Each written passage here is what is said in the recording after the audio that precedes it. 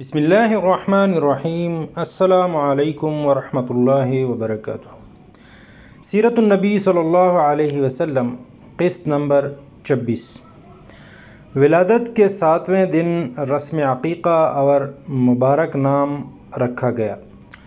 ولادت مبارکہ کے 7ویں دن آپ صلی اللہ علیہ وسلم کے عقیقہ کی رسم ادا کی گئی۔ اس موقع پر حضرت عبد المطلب نے قریش مکہ کو دعوت دے کر شریک کیا۔ دوران مجلس قریش مکہ میں سے کسی نے دریافت کیا، اے عبد المطلب، کیا آپ نے اپنے پوتے کا کوئی نام بھی رکھا ہے؟ حضرت عبد المطلب نے فرمایا، ہاں، میں نے اس کا نام محمد صلی اللہ علیہ وسلم رکھا ہے۔ یہ نام سن کر قریش مکہ نے بہت تعجب کا اظہار کیا کہ یہ کیسا نام ہے، کیونکہ عرب کی تاریخ میں اس سے پہلے کبھی کسی کا نام محمد نہ رکھا گیا تھا۔ اس لیے قریش مکہ کی حیرت بجا تھی۔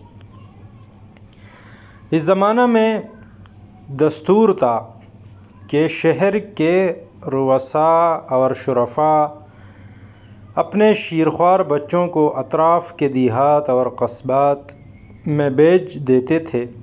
یہ رواج اس غرض سے تھا کہ بچے شہری ماحول سے دیہات اور قصبوں کے خالص بدوی ماحول میں پرورش پا کر نہ صرف خالص عربی زبان سیکھ سکیں اور اپنے اندر فصاحت و بلاغت کا جوہر پیدا کر سکیں، بلکہ وہاں چند سال رہ کر عربوں کی خالص خصوصیات بھی اپنے لاشعور میں سمو سکیں۔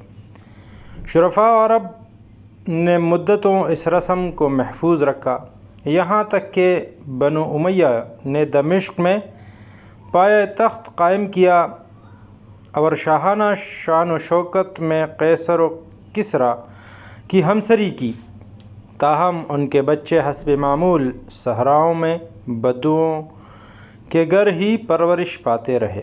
لیکن خلیفہ ولید بن عبد الملک جب کچھ خاص اسباب کی وجہ سے وہاں نہ جا سکا اور حرم شاہی میں ہی پلا، تو اس کا نتیجہ یہ نکلا کہ وہ عربی کی فصاحت و بلاغت سے محروم ہو گیا، اور بنو امیہ میں وہ واحد خلیفہ تھا جسے فصیح و بلیغ عربی صحیح طرح سے بولنا نہیں آتی تھی۔ غرض اس دستور مذکورہ کی خاطر اطراف کے دیہات و قصبات سے عورتیں سال میں 2 مرتبہ شہروں کا رخ کرتی تھیں، جہاں شہر کے شرفاء اور رؤساء اپنے بچے ان کے حوالے کر دیتے اور ساتھ میں معاوضہ کے طور پر ان عورتوں کو اتنا کچھ روپیہ پیسہ مل جاتا کہ ان کی زندگی بھی آرام سے گزرتی۔ اسی دستور کے موافق آن حضرت صلی اللہ علیہ وسلم کی پیدائش مبارکہ کے چند روز بعد قبیلہ بنو ہوازن کی چند عورتیں شیرخوار بچوں کی تلاش میں مکہ آئیں۔ ان میں سے ایک حضرت حلیمہ سعدیہ رضی اللہ عنہا بھی تھیں۔ اتفاق سے باقی سب عورتیں تو بچے حاصل کرنے میں کامیاب رہیں، مگر حضرت حلیمہ سعدیہ رضی اللہ عنہا بوجہ بچہ حاصل کرنے میں ناکام رہیں۔